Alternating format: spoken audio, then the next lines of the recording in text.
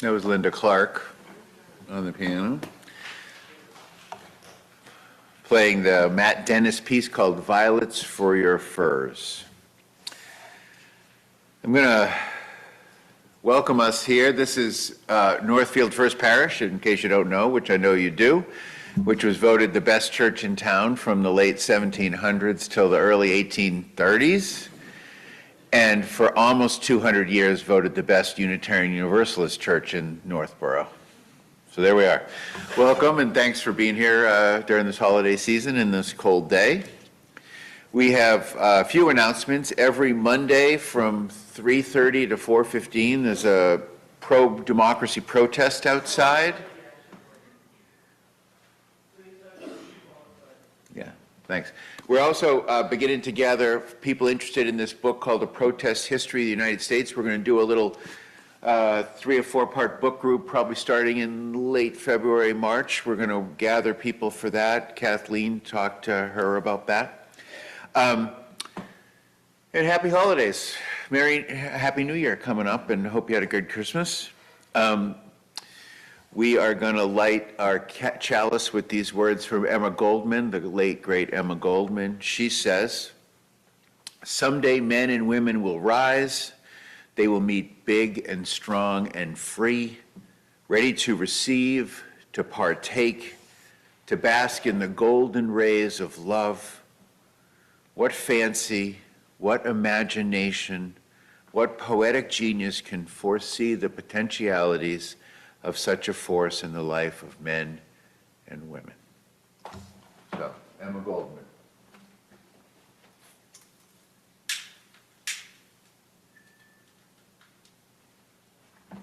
Today is about the future, forecasting the ability to do it. In my own liturgical calendar in my head, somewhere around the new year, you do something about time, you do something about looking backwards, you do, looking forwards. That's kind of what this period of time beckons. Next Sunday, we don't even have a service. We have a pancake breakfast, which is kind of a celebration of the community. Seems to be always on the first Sunday of the new year. And if you think about the future and you read any book touting business or personal success, you read a self-help book, for that matter, any kind of prognostication or book reviewing things, you realize that it's hard to do. But also that thinking about it is incredibly important. Bill Gates says, "I think a lot. Sometimes I take a whole think week away from the office. I have a lot of people working for me who ponder the future too." And there are all times in our lives when we think we had just wish to pause and think just a little bit more, right? I mean, aren't there times when you look back and you go, boy, I wish I'd given that just a little bit more thought? 2 themes, though, come out of the time when people are at the end of their lives. 1, they wish they had taken more risks, and 2, they wish they had thought more. An interesting contrast, isn't it, right? Risk generally requires a certain amount of not thinking. That is really the history of history, too. So in that spirit, I thought it would take a good time to stop and look around and see what the futurists and people who look at the modern world, prophets, are sort of saying about our collective future. It seemed like a good time. So I want to think about what inventions you might have wished to invent, And we'll do a little call back after the sermon, after I preach that sermon, on what you think the future will bring and what ideas you would like to see come forward.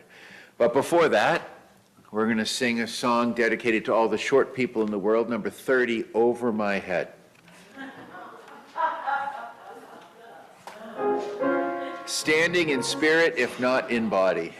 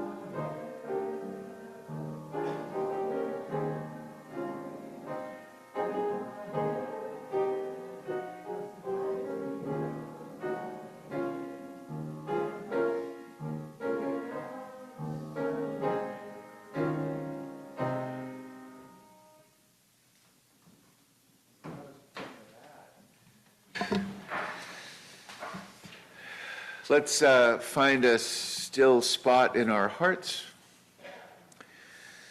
Let the light simmer through your half-closed eyes.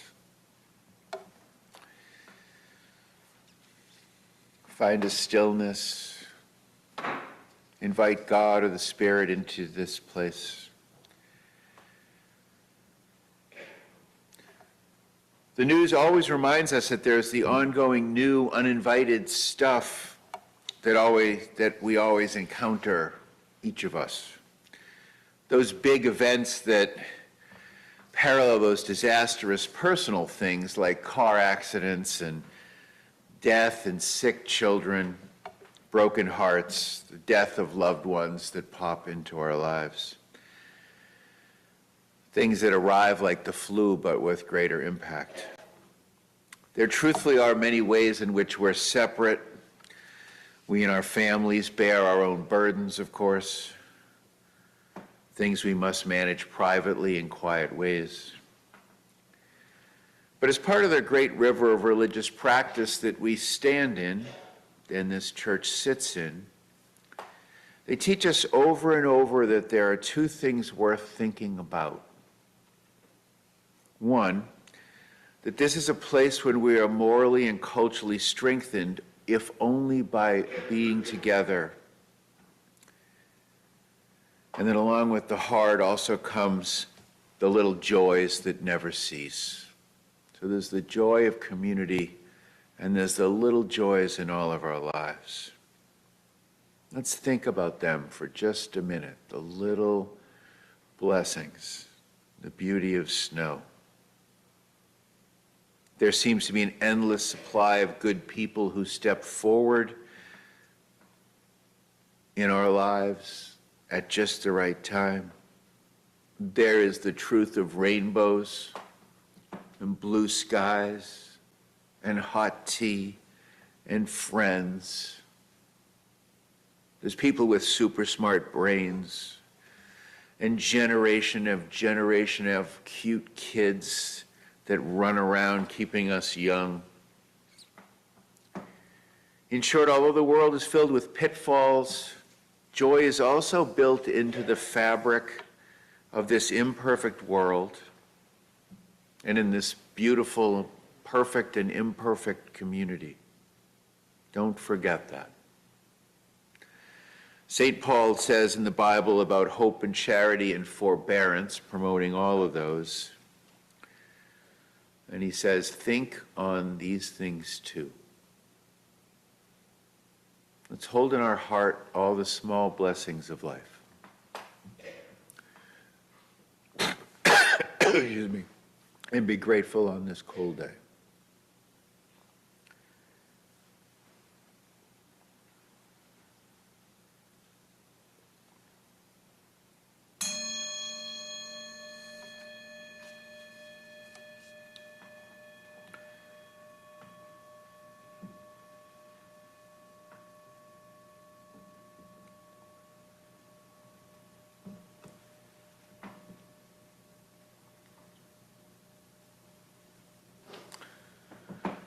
I want to invite people forward for joys and concerns. And we usually line up over here and we come forward and we draw the circle.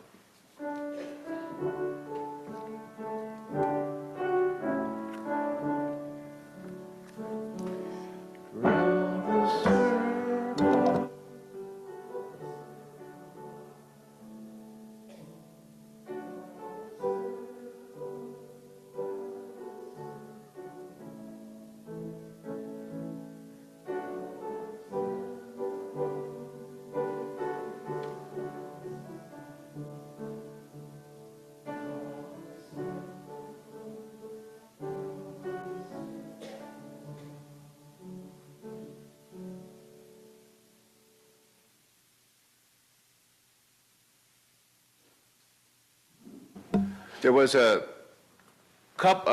son and a father, and they went to church, and they finished church, and they were walking out to the car. They'd passed the pastor at the back door, and the father said, "Boy, that choir really stinks." And the sermon was, not so good either. And the son turned to the dad and said, "Yeah, but pretty good for the quarter you put in the offering plate." So I encourage you to give generously. We're going to split the plate. This is the last week for RAP, which is the Refugee Assistance Project, which Corinne spoke to. But we're also going to, very likely in May, have that one of the leaders and advocates of that come speak on our behalf. So they're going to come and collect for that. And it's now time for our offertory. Give generously for the life and work of this church.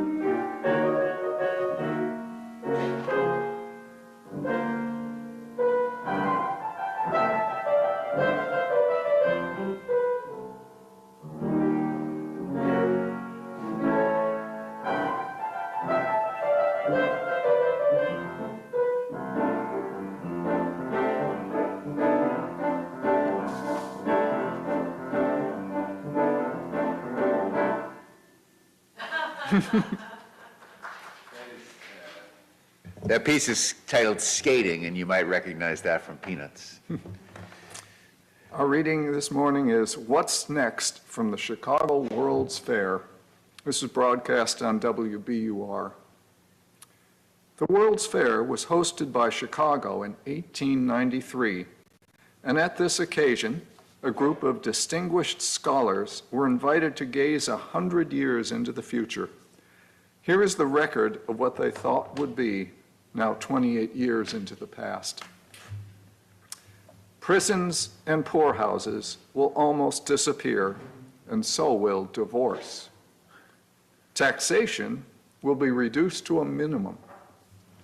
The entire world will be open to free trade, and there will be no need for a standing army. The government will have grown simpler and smaller because true greatness always tends towards simplicity. No record is preserved of what they were smoking.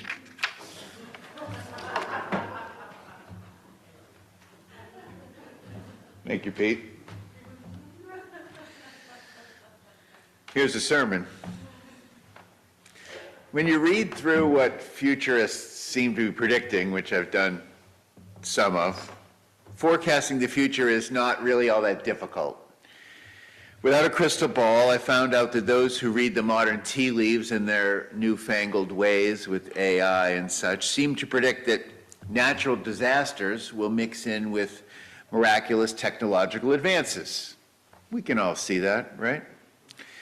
They know that our booming population growth will be metered by plagues, war, and other unforeseen catastrophes. Sadly, but probably true.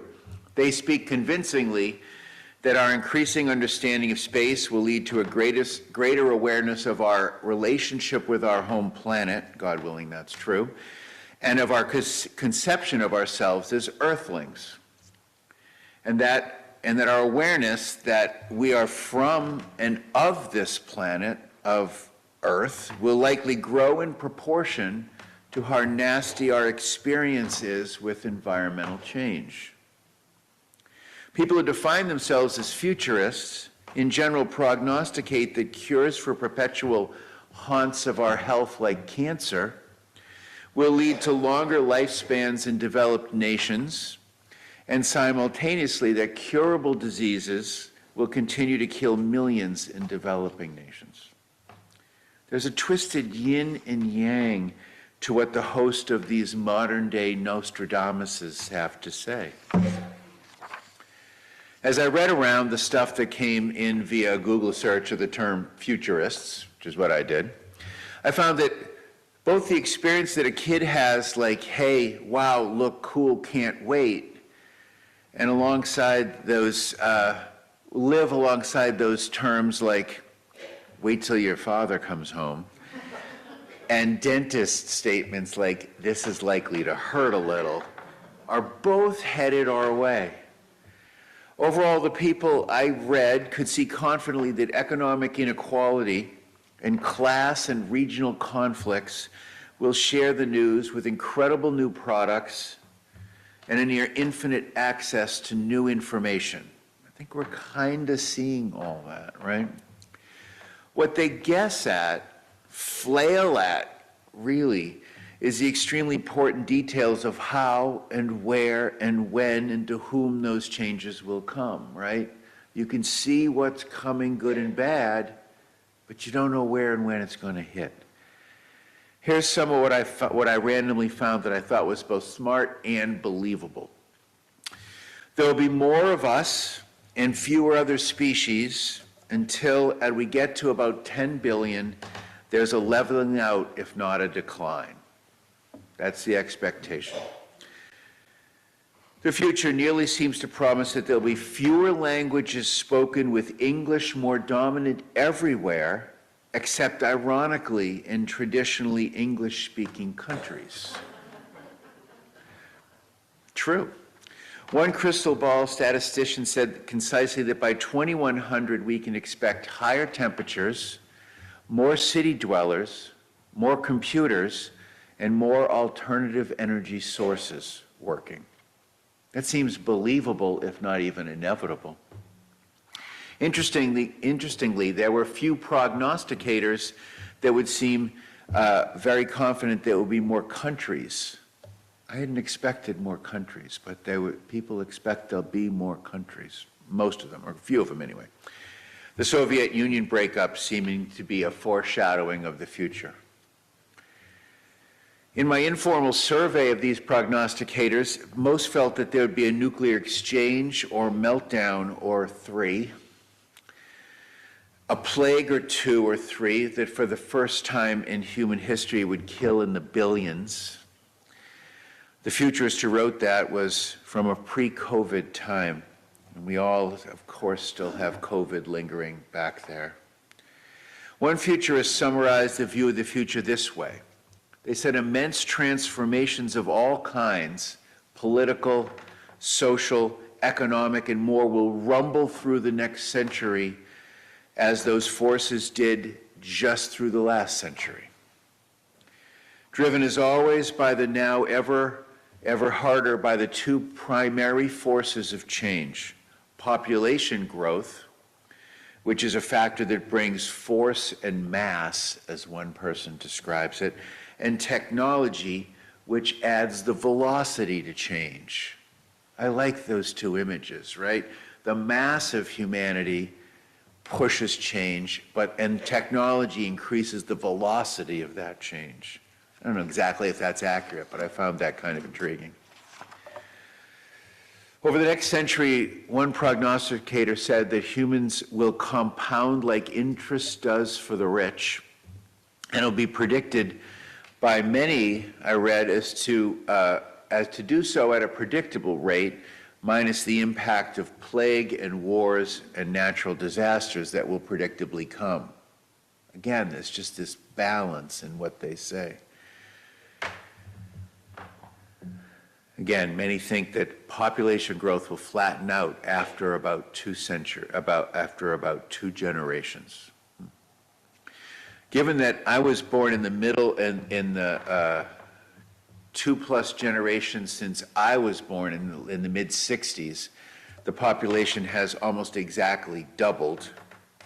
The idea of getting to 10 billion fairly quickly in a few generations seems very, very reasonable. That wouldn't be my plan if I was in charge, but nobody, for better or worse, is in charge. Nobody. That's fascinating too. If speculating about socio-political issues is an imperfect art, which it is, it seems that speculation about the technological change and its impact is even harder to master.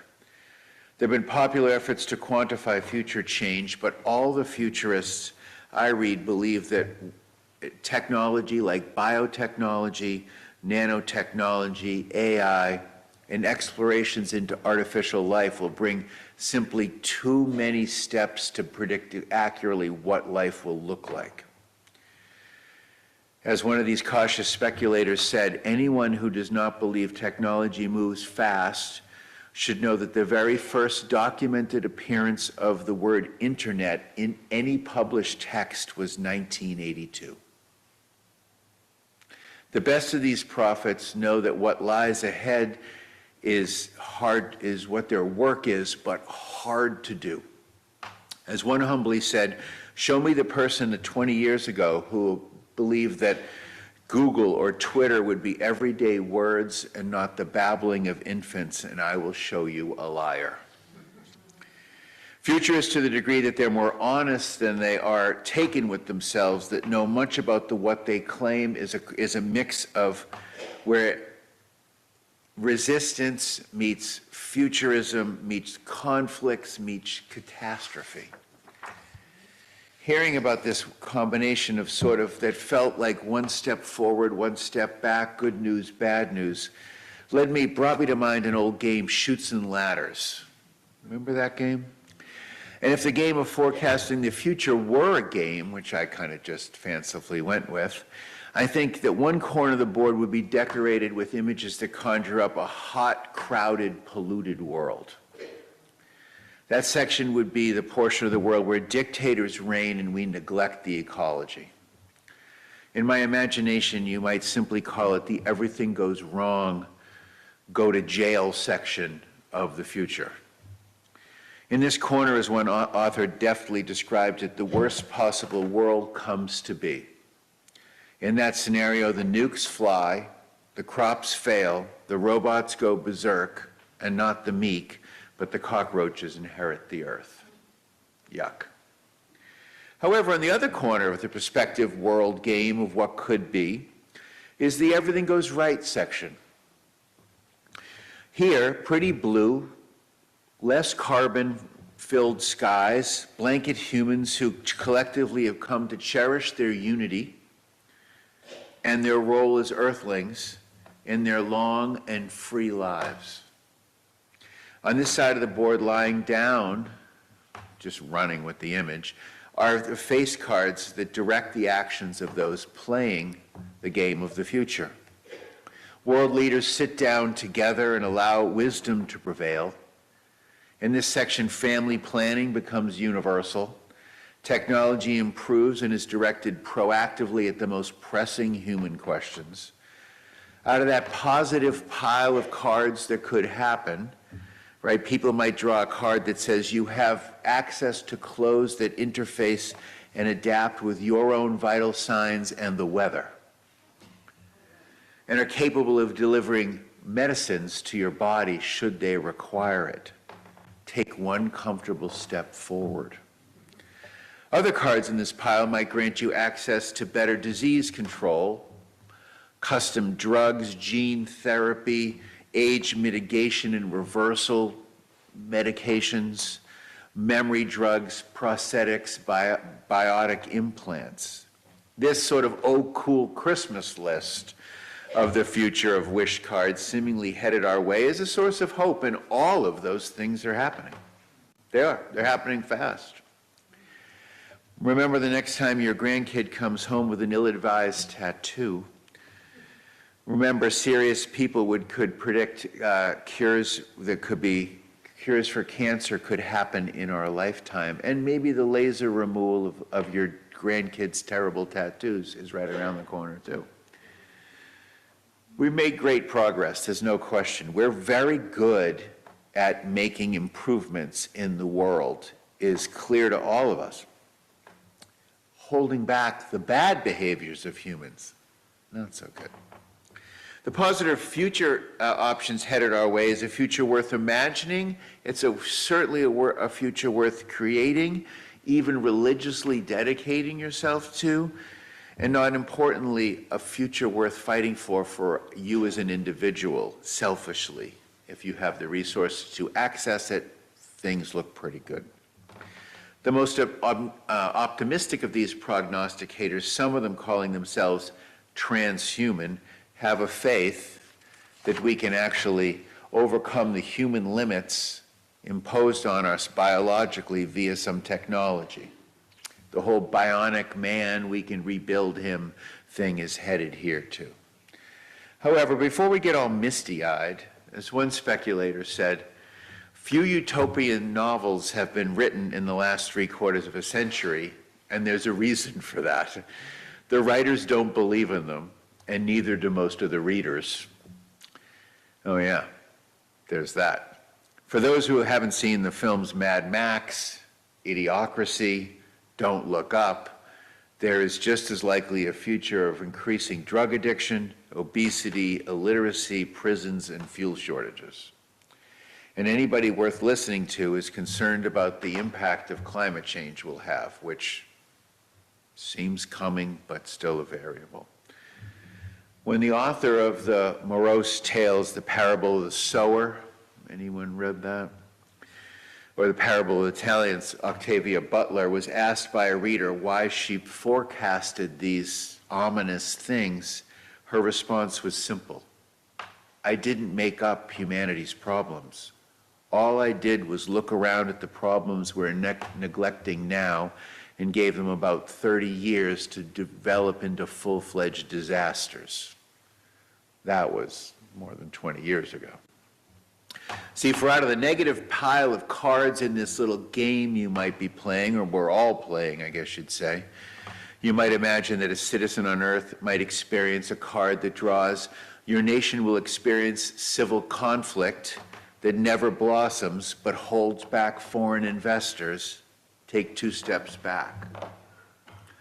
Or worse, a series of cards might be drawn by any individual on the planet that reads, global warming has caused your village to flood, you have no insurance, take 6 steps back. You feel the need to immigrate, but you have no passport or money. Go back another 5 steps, and then your lack of resources prevent access to the simplicity of even penicillin, and on the next roll of the dice, you die from a preventable disease. You and your entire family's game may be over if you're in the wrong spot with the wrong luck. This is sadly not only a threat our grandkids could face, but the real likelihood of people on the planet now, and we should never forget that. People of conscience should never forget that. And we should commit to making sure that as much of the future good stuff comes our way. If a board game was honestly a metaphor, is honestly to be created to match reality, while I'm playing with this board game image, a third of the players who begin in areas where there are more chutes and ladders are gone by the first quarter. Let's take another pregnant pause and sense of gratitude that we are not likely of them. In the negative pile for everyone are oddities like the overdue caldera, that flat, huge volcano that lies beneath Yellowstone National Park blows, and within a day, everywhere west of Pennsylvania and east of LA is covered in a foot of ash, choking out the sun for an entire year. Or a massive earthquake makes LA an island. When such things happen, 1/5 or more of the players on the board could be gone fast enough not to get a chance to roll the dice. One thing is pretty safe to say, I've said it before, the future will be good and the future will be bad. We're already seeing a greater sense of racial awareness and the retraction of that.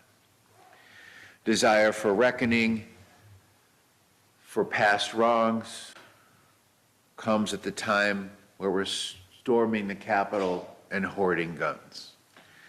One of the interesting things about this metaphor is what one futurist read is this: if our board game were to match life, the biggest pile of the cards on that laminated board would be a section of wild cards where different changes affect different people in different ways. My favorite part of that image is that, like a board game, the future is not fixed. It's not fixed. And that the future is one where there is both a collective interest for everything and there's competition. There's simultaneously, in an odd way, not one future as much as there are different futures. And the truth is, at the same time, more of us in the West are beginning to place non-invasive microchips in our pets so they can be identified when they run away. A huge, interesting change when you think about it. More people on Earth have access to cell phones right now than they do toilets and clean, accessible water. Weird, right? The future is weird. When we view the future through the prism of a child's board game, we realize how fundamentally neglected our practice is of strategizing a collective future together. Nowhere in this is this more clearer than in that film, Don't Look Up. Who's seen that? Some of us. Nowhere, we're thoughtful, we avoid disaster and neglect disaster at all times. Need I drop the name COVID or the chaos that would emerge or might emerge when artificial intelligence runs wild? And when you stop up and think about how ironic it is that we don't, as a species, plan our future, you realize that cooperation is really the missing piece. Care and cooperation for the whole is what comes up as a missing piece. Where people who are not looking forward are the people who are most resistant to change. If you had the shortest stack of cards on this table, it would be acts of cooperation, and that needs to change. As a species, that is incredibly disappointing. The rules thus far have not been written to guarantee that any person or any group or nation's well-being is built into the bedrock of our interdependence.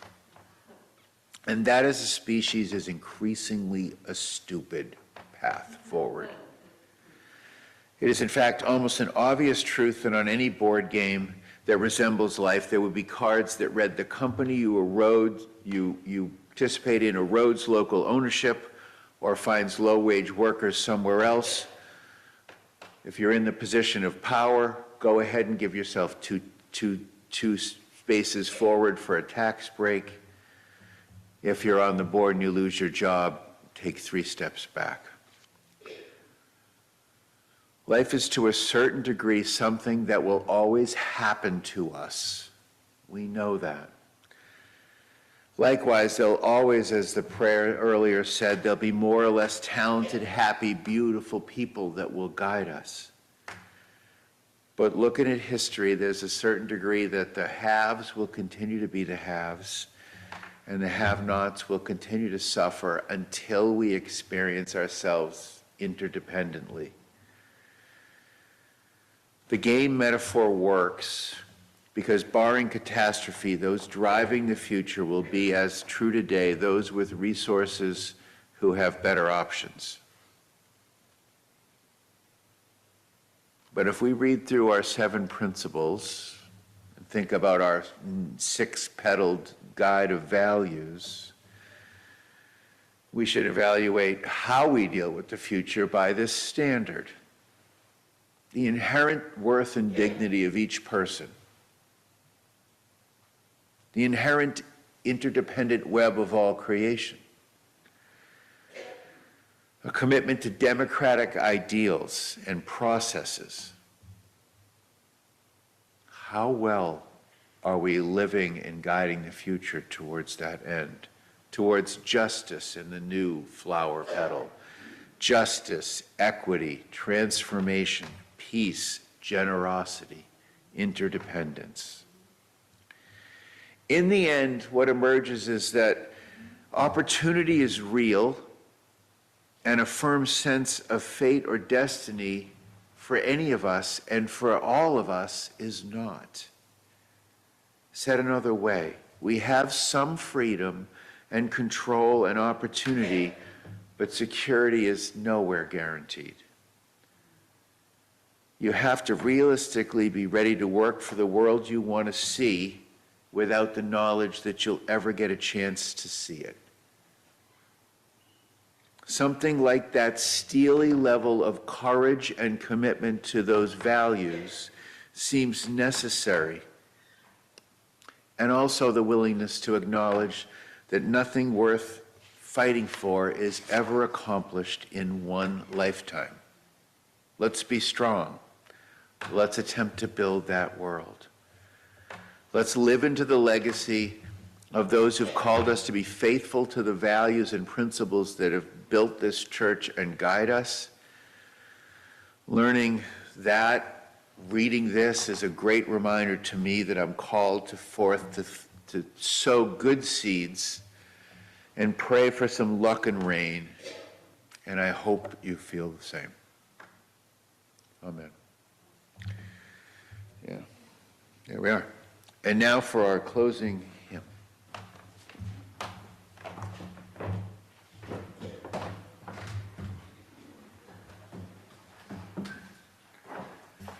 One, 3, 1, we'll build a land. 121, sorry.